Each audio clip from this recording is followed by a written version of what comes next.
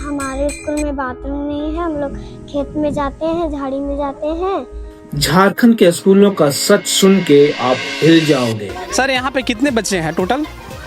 235 sir यहाँ से पहला से 8वां क्लास तक है, तो आप अकेले संभाल लेते तो अकेले पढ़ाइए ना सर, क्या करें, मजबूरी मेरा साथ है। तो सोचो, एक टीचर को एक साथ क्लास 1 से क्लास 8 तक के बच्चों को पढ़ाना पड़ता है। औसतन एक टीचर और 144 बच्चे। और ये कोई एक या दो जगह नहीं, बल्कि झारखंड के 8000 से ज्यादा स्कूलों में आज भी यही हाल है।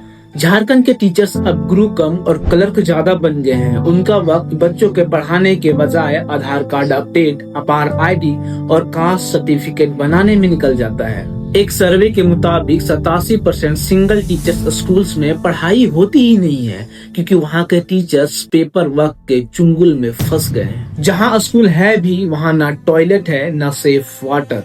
मिड डे मील स्कीम, जो बच्चों को स्कूल लाने का एक बढ़िया जरिया था, वो भी ठीक से नहीं चल रहा। प्रॉपर खाना नहीं मिल पा रहा है और कुक्स का पैसा तो महीनों तक रुका रहता है। सोचो, कुछ स्कूल्स तो जंगल में हैं, जहां बाउंड्री वॉल तक नहीं है और बच्चे उसी जंगल के खौफ में पढ़ते हैं। कभी कभी तो क्लासरूम में हाथी भी पढ़ने आ जाया करते हैं।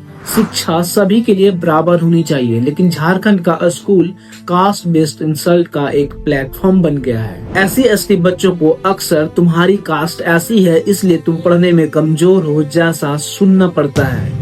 और बात रही यहाँ के स्थानीय लैंग्वेज की, तो यहाँ के बच्चों की जबान मुंडारी, कुर्क, संथाली, खोरठा जैसे लैंग्वेज को इग्नोर किया जाता है। बच्चे अपने ही माँ बोली बोलने में शर्म महसूस करते हैं, क्योंकि स्कूल्स को लगता है कि लोकल लैंग्वेज उनका स्टैंडर्ड गिरा देगी।